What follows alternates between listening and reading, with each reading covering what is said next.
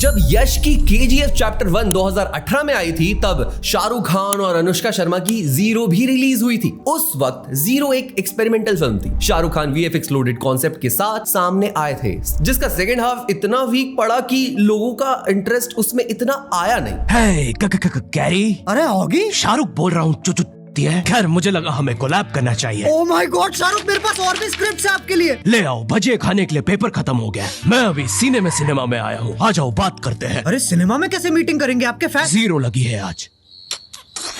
और दूसरी तरफ यश की KGF, मेजॉरिटी हिंदी बेल्ट की ऑडियंस ने यश को पहली बार देखा था और ये मासी formula, over the top action and मासी स्टाइल सबको खूब पसंद आया। ये वो मासी फॉर्मूला था जो लोगों ने पहले भी देखा था, स्पेशली साउथ के सिनेमा में, एंड ये एक ऐसा एस्केपिज्म था जो हर किसी ने एंजॉय किया। And to be honest, KGF chapter 1 and chapter 2 despite physics defining stunts, over the top logic and एक गॉड लाइक कैरेक्टर के होते हुए भी लोगों को बिलीव करवाने में सक्सेसफुल रहती है कि ये वर्ल्ड एग्जिस्ट करता है एंड तुम इस दुनिया में खो जाओगे। कट टू 2026, मार्च 19 को क्लैश होने वाली है यश की टॉक्सिक एंड रणवीर सिंह की धुरंधर पार्ट 2 और फैंस डिवाइडेड हैं। इनफैक्ट यश के फैन पेजेस टॉक्सिक को प्रमोट करने के लिए रणवीर सिंह से लेकर अल्लू अर्जुन तक सबको डिग्रेड करने में लगे हुए हैं। लेकिन ऐसा क्यों हो रहा है? क्या इंडियन फिल्म इंडस्ट्री, जिसे एक फैमिली होना चाहिए था, वो इतनी ज्यादा डिवाइडेड है कि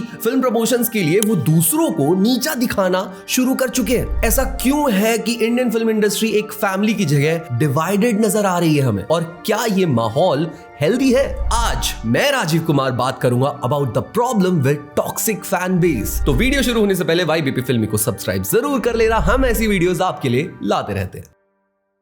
इस पूरे फियास्को को समझने से पहले मैं एक कहानी सुनाता हूं। जुलाई 21, 2023 की तारीख पे अनाउंस होती है दो massive Hollywood movies, Christopher Nolan की ओपेनहाइमर और वार्नर ब्रदर्स की बार्बी।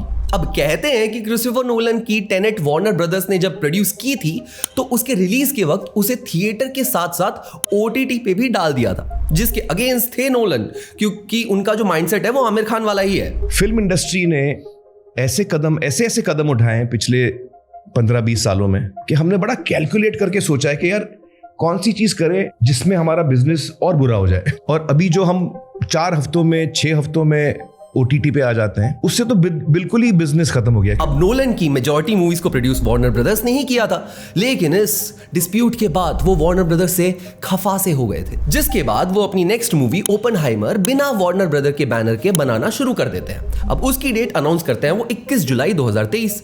अब सरप्राइजिंगली इसी डेट को वार्नर ब्रदर्स अनाउंस करते हैं अपनी फिल्म बार्बी, एक मैसिव IP जिसका फैन बेस वो ऑडियंस है जो अडल्ट्स हैं आज की डेट में, लेकिन बचपन से वो बार्बी डॉल के साथ खेलते आ रहे थे।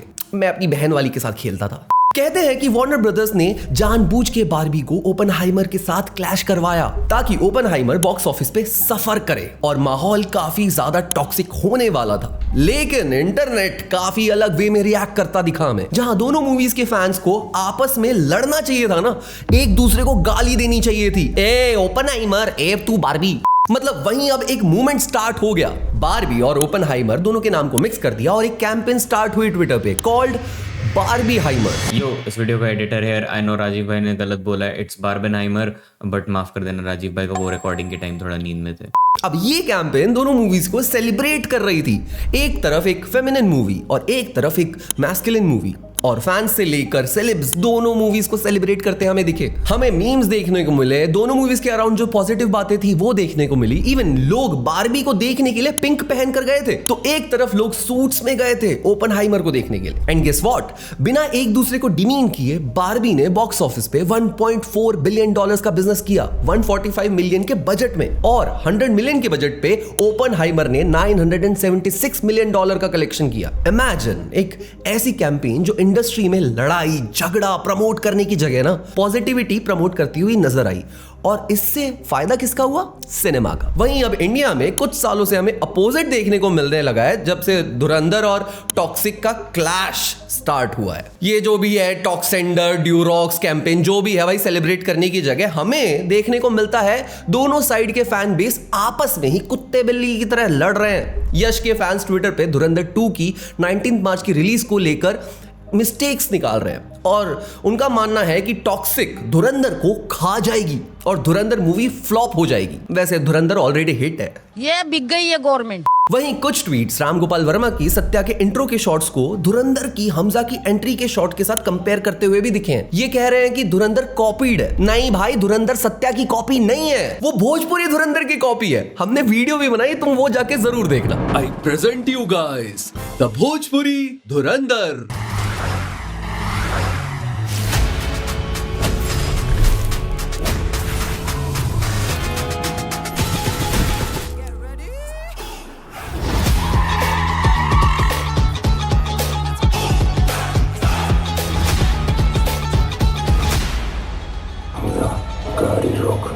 अब धुरंधर एक स्पाई थ्रिलर है अबाउट एन अंडरकवर स्पाई और सत्या एक गैंगस्टर की कहानी है। हाँ, दोनों सीन्स में सिमिलैरिटी तुम्हें देखने को मिलेगी, इसमें कोई डाउट नहीं है। पर क्या पूरी मूवी ही कॉपीड है? क्या इस कंपैरिजन से धुरंधर मूवी डिस्क्रेडिट हो जाती है? अब जब ये भी नहीं चला ना, तो धुरंधर को डिस्क्रेडिट करने के लिए ये बात फैलाई जा रही है कि टॉक्सिक के म्यूजिक राइट्स जो है वो 42 करोड़ में बिके हैं कंपेयर टू धुरंधर जिसके पार्ट 2 का म्यूजिक 27 करोड़ में बिका है। लेकिन सवाल है कि क्या अब तक टॉक्सिक का कोई म्यूजिक बाहर आया भी है या इसके म्यूजिक की कोई हाइप बन भी गई है? क्योंकि धुरंधर 1 की एल्बम हिट है ऑलरेडी और लोग उसे आज भी सुन रहे हैं, तो ये कैसा कंपैरिजन है यार?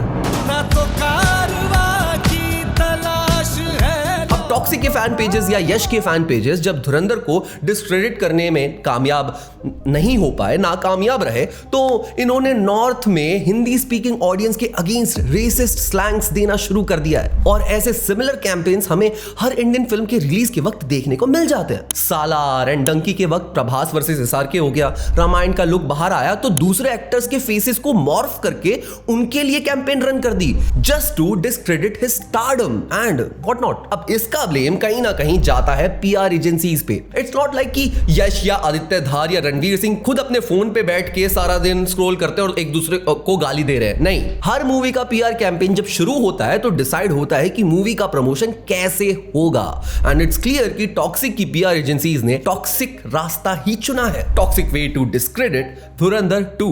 लेकिन let's look at the reality. धुरंधर की अनाउंसमेंट हो जाती है 2025 के मिड में ही, जहां उसका एक टीजर ड्रॉप होता है एंड टीजर इतना अच्छा था, मतलब एक प्रॉपर हाइप बन गई थी धुरंधर के अराउंड। अब धुरंधर की टीम कोई इंटरव्यू नहीं देती, कोई प्रेस कॉन्फ्रेंस नहीं करती, कोई मार्केटिंग नहीं करती, बस ट्रेलर लॉन्च वाले दिन ये सब पूरी कास्ट अपीयर होती है, थोड़ी बहुत बातचीत होती है और फिर गायब। फिर म्यूजिक लॉन्च के वक्त रणवीर सिंह नाचते हुए थोड़े बहुत नजर आ जाते हैं और फिर गायब। लेकिन इस मूवी का प्रमोशन बाकी मूवीज की तरह जोर शोर से नहीं हुआ था, विच वॉज वियर्ड। मतलब पिक्चर रिलीज होने से पहले कंफ्यूजन था लोगों के दिमाग में कि क्या धुरंधर सही में अच्छी मूवी निकलेगी, इसीलिए इसके प्रमोशंस इतने हो नहीं रहे हैं शायद, ऑब्वियसली क्योंकि पिक्चर ही अच्छी नहीं है। फिर जब 5 दिसंबर 2025 को धुरंधर रिलीज होती है, मूवी 50-60% ऑक्यूपेंसी के साथ ओपन होती है और स्क्रीन्स भी लिमिटेड थी, लेकिन मूवी लोगों को पसंद आई और बातें फैलने लगी इस मूवी के अराउंड। मेरा टेस्टोस्टेरोन बढ़ चुका है पिक्चर देखने के बाद। भाई आदित्य धार, क्या पिक्चर बनाई है आपने, तुसी दिल खुश कर देता मेरा। आप पहले मेरे से पप्पी लो।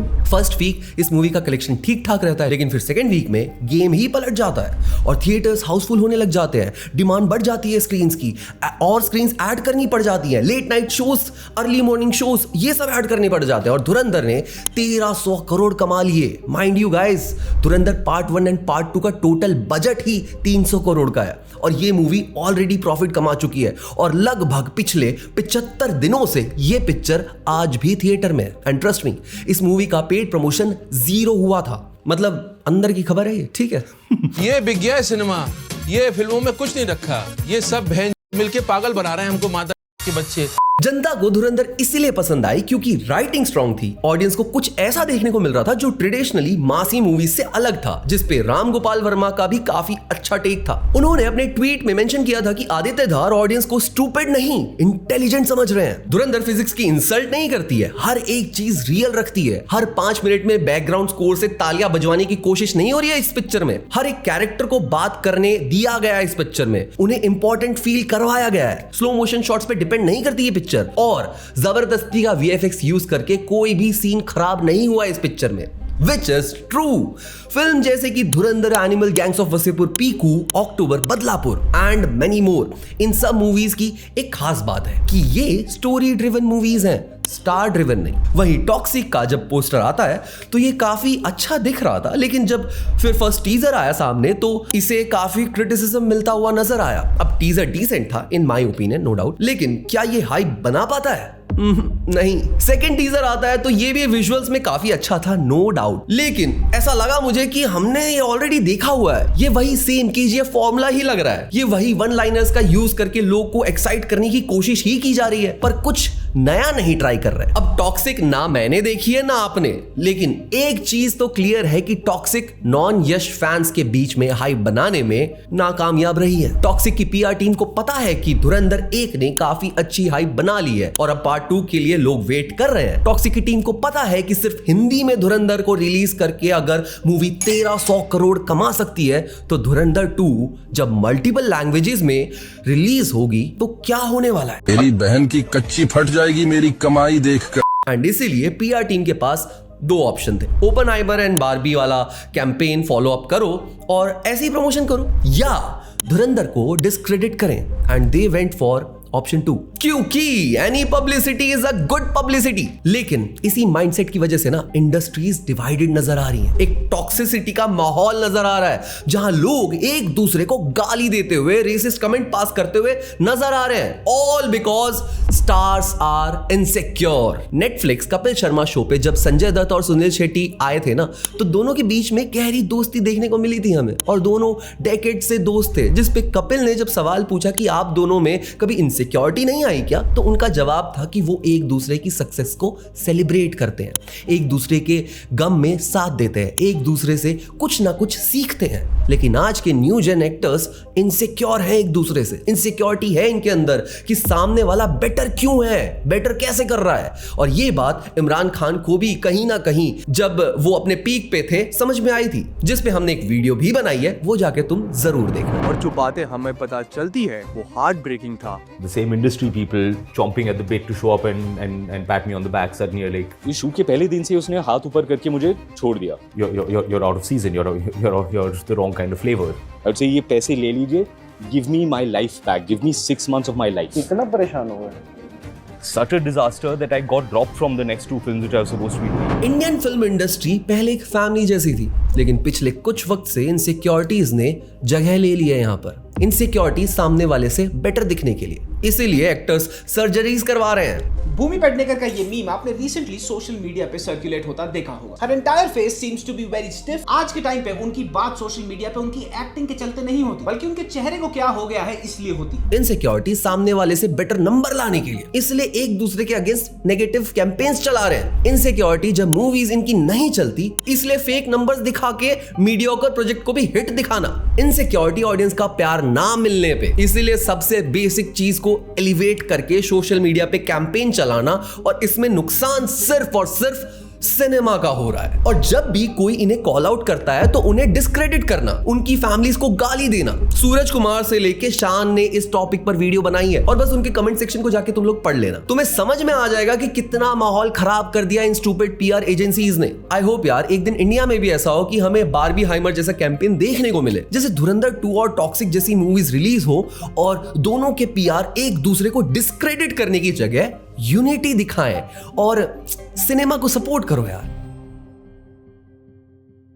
फिलहाल हमें नहीं पता धुरंधर 2 अच्छी होने वाली है या टॉक्सिक, बट एक चीज क्लियर है, इस नेगेटिविटी को देखते हुए मुझे पता है मैं कौन सी मूवी देखने जाऊंगा और आप कौन सी पहले देखने जाओगे। कमेंट सेक्शन में मुझे जरूर बताना। और क्या आप भी एग्री करते हो कि इंडियन सिनेमा को पीआर एजेंसीज ने बर्बाद कर दिया है? और क्या आप भी इस टॉपिक पे वीडियो चाहते हो, how PR agencies are running Indian cinemas? तो कमेंट सेक्शन में जरूर हमें बताना। हम मिलते हैं गाइस अगली वीडियो में। YBP फिल्मी को सब्सक्राइब जरूर कर लेना। तब तक के लिए ओके बाय। वूशैंग टू तेरी माँ की मैं लूं, वूशैंग टू तेरे बाप को मैं दूं, वूशैंग टू तेरी माँ की मैं लूं, वूशैंग टू तेरे तेरे तेरे वूशैंग टू तेरी माँ की मैं लूं।